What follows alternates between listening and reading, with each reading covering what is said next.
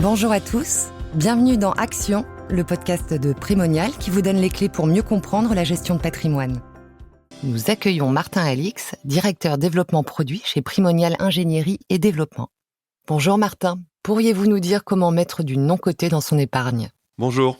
Autrefois réservé aux investisseurs institutionnels, le non-coté est maintenant accessible aux particuliers. Le mode d'investissement le plus répandu est le FCPR, pour Fonds commun de placement à risque. Sachez que ces fonds sont soumis à l'agrément de l'autorité des marchés financiers et que la société de gestion elle-même doit aussi être agréée par l'AMF. Selon la stratégie retenue, le gérant du fonds construira un portefeuille avec des actifs de private equity, de dette privée, mais aussi d'infrastructures ou encore d'immobilier.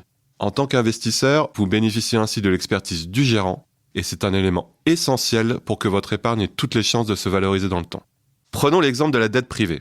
Parmi toutes les sociétés qui cherchent des capitaux pour se développer, lesquelles choisir ?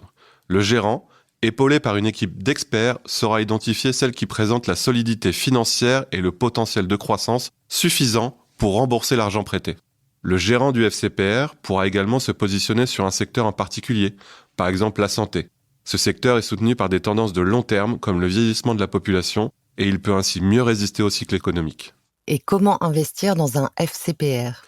Les FCPR sont éligibles au contrat d'assurance vie en tant qu'unité de compte non garantie en capital. Cela permet de bénéficier d'un cadre juridique et fiscal plus favorable que l'investissement en direct. Les conditions de liquidité sont aussi améliorées, mais il faut néanmoins être conscient qu'il est nécessaire de disposer de temps pour que le non-coté puisse se valoriser. Il est aussi possible de les loger dans un plan d'épargne retraite ou encore un compte titre. Merci Martin. Un dernier mot pour conclure ?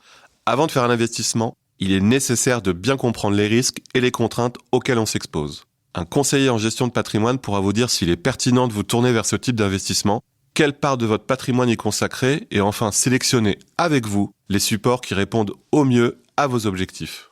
Merci Martin.